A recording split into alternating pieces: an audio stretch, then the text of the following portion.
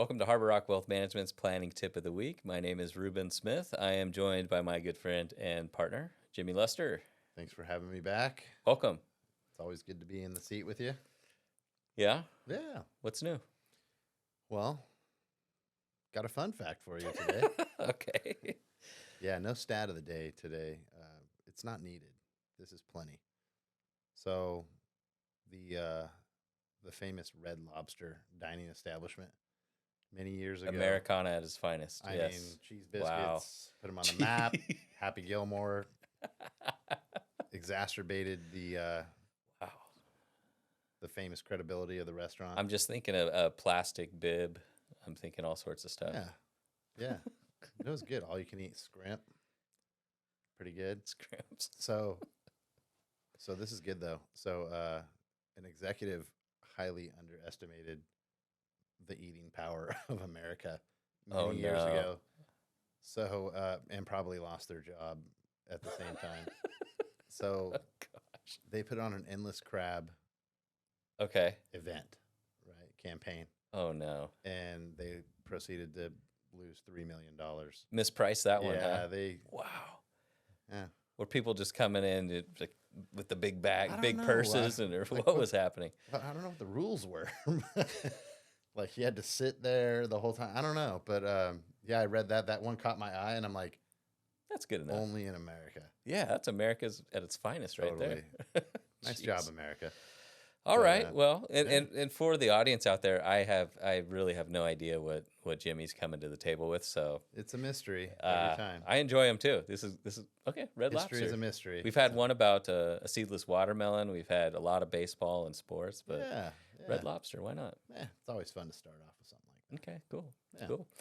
Well, this week we're going to talk about estate taxes. As some of you may know, estate taxes and life insurance as a possible solution for those clients that have potential estate tax issues. As some of you may know, estate tax laws are scheduled to sunset at the end of 2025. So I know we're a couple years out, but I think it's important to before we be, know it, yeah, it's important to be ahead of clients, especially if you're considering or think life insurance might be an option as far as mitigating against some of those taxes, because life insurance is either you get approved or you don't. It's not, you can't just go out and just buy it if you're uninsurable.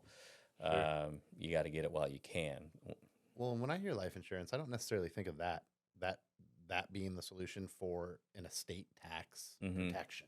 Yeah. I think of life insurance as simply, mostly on like a term situation of, you know what, I bought a house, I'm married, I have some responsibilities, I'm the breadwinner. Yep. Probably should get a life insurance policy.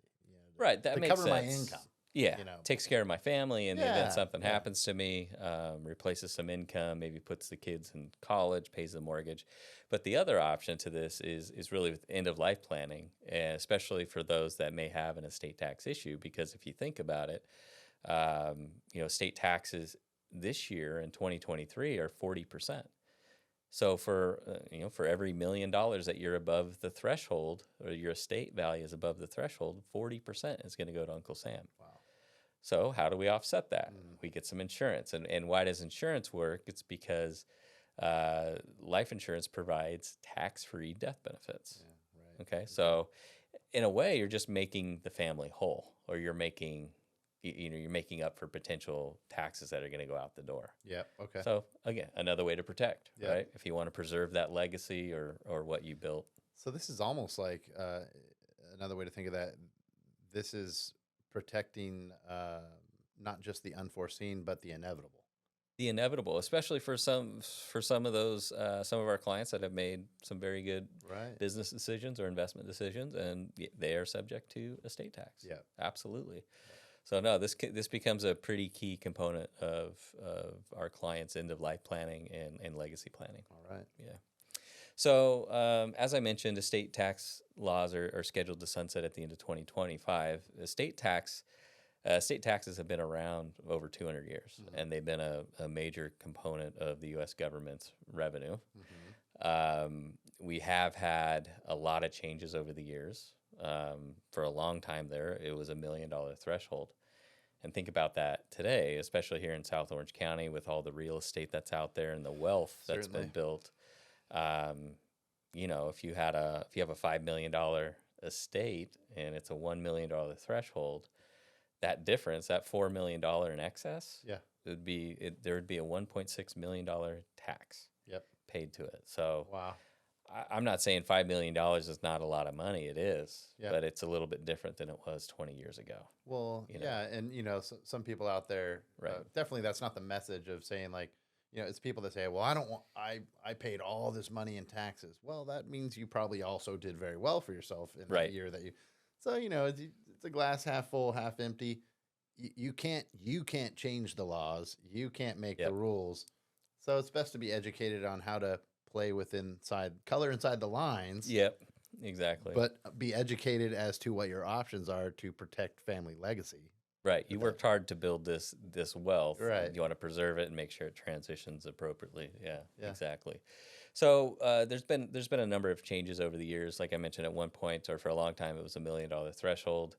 In 2010, there was zero estate tax, which ironically, I think 3 of the top 10 wealthiest people in the United States happened to pass away that year. George Steinbrenner being one of them, of the Yankees. Wow. Pretty crazy to think. It's crazy timing. What if you were a part of that family and you guys inherited the entire Yankees organization without paying a dime to Uncle Sam? Unreal. Crazy, huh? Yeah. So, needless to say, there are some changes anticipated. What they will be, we don't know. If there are no changes made, the estate tax laws are going to revert back to what they were prior to the last amendment, which is $5 million adjusted for inflation. So probably closer to maybe $6 million. I mean, stupid question, but probably going to be based on who's in office. I think that's fair to say. I mean- I think that's going to have something to say. Yeah, something to do with it. Absolutely. All right. Absolutely. Yeah, who's controlling the government? Yeah, Sure. absolutely. So when it comes to estate planning, it's important to build a relationship with an attorney that you trust. Okay, someone that truly is going to spend the time with you to understand what it is that you want as far as passing on a legacy. Is it specific charities? Is it specific amounts? Maybe it's there's some generation skipping. Maybe your kids are fine and you want to give it to the grandkids, or do you own a business, a family business? I mean, there's a number of things that can go into someone's estate plan. But the bottom line, what it comes down to, is that you would be focusing on preserving any wealth that you've accumulated. Mm-hmm. Okay, making sure that those assets are protected. Okay, and then when it comes to the transfer of your wealth, you want to make sure that it's done in as tax efficiently and as smoothly as possible. Yep. So we've sat in front of just in our time together, we've sat through many we reviewed many estate plans or trust documents where sometimes I feel like maybe they would have been better off not even having a trust because it just wasn't updated. It was out of date. It was poor language. Yeah. So, Yeah. No. Personally, I've been, I've seen it really close to me. Changes need to be made. I mean, because life it's not static. Right. It's not linear. Right. Things change, and you may think that, oh no, I do have a trust, got it done 20 years ago. Got It's it. bulletproof. Yep. Well, I venture to say some things have changed, some major changes in your life. It's not always, making sure to write the estranged family member out of the will or something. It can be good things.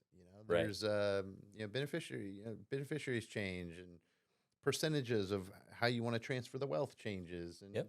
your properties, and all sorts of things. A good rule of thumb is every 5 years or major life-changing event. Sure. New family member, someone passes away, selling a business, something like that. But if everything's status quo for 5 years, it's probably a good idea to touch base with your state attorney. Hey, is the language correct? Is it up to date? Is it up to California standards and all that? So, Yep. but let's transition into life insurance and how that can be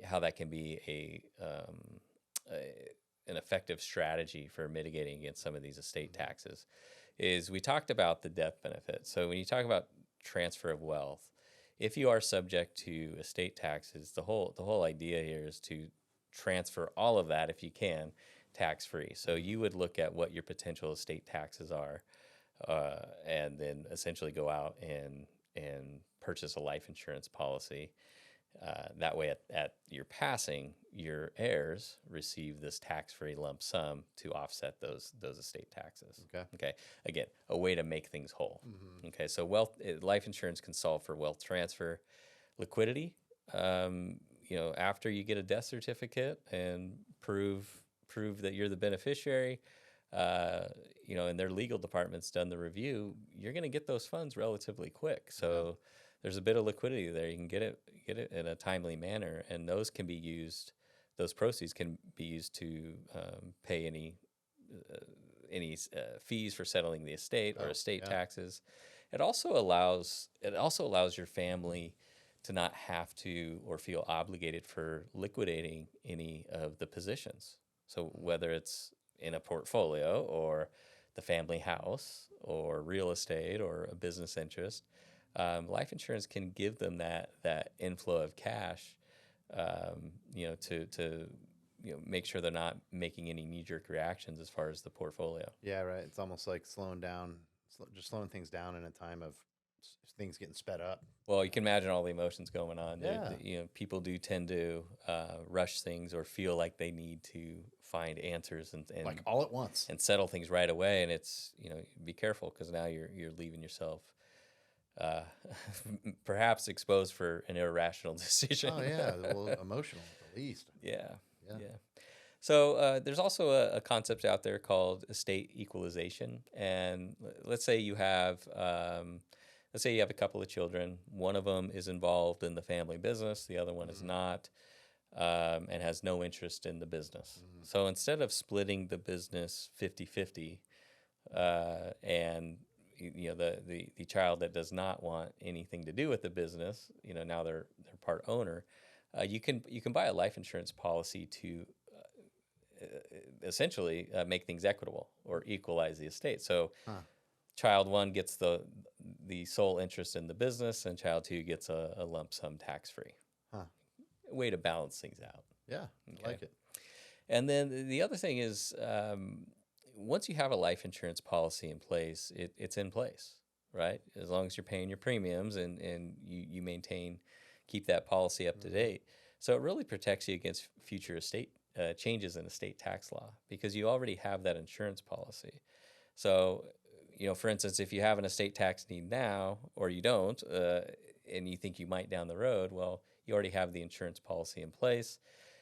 The threshold as far as estate taxes upon your passing, it's impossible to know what that's going to be. Yeah, right. So, and the death benefits or of the life insurance policies are estate tax free. Okay.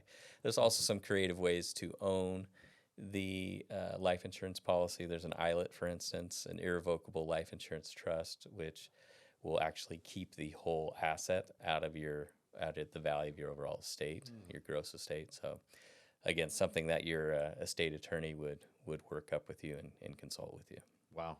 It's, even being in this industry, there's so much behind the scenes. Like, you think about like family wealth and generational wealth, and you may look at a family that's amassed wealth over a couple hundred years even. Right. Sure. And then you might look at, all you think about is like they earned, or got lucky, or, whatever. I bet you the thing they all have in common is they have a great They got the team. great legal team, financial team, all working together on all the moving parts. Though that's as important, that's as important as the earning, Right. being able to pass that legacy and wealth to future generations. You're protecting it, all that work that goes into that. It's crazy. Sometimes I don't realize how many moving parts there are. Well, I hope that our clients and viewers of the show understand that by the guests that we're bringing in. We have John Stifter, Sure. who's a local estate attorney, and Brandon Ratliff from Yeah. Polaris, which I want to thank for providing this. He sent me an email, and I emailed him back saying, "Hey, I'd like to use this for a planning tip." Yeah, so it's perfect. But it really, that's why we partner with people like that, is because, you know, to do this all, to wear all those hats and do them well, Yeah. it's just too much. No, staying in It's your too lane. much. Yeah. Yeah. At some point, you're going to miss something, and you're going to be doing your client a disservice. Agreed. So, Agreed. all right. Well, if you have any questions about this, or you think it might pertain to you, feel free to give us a call. We appreciate you tuning in, and we'll see you next week.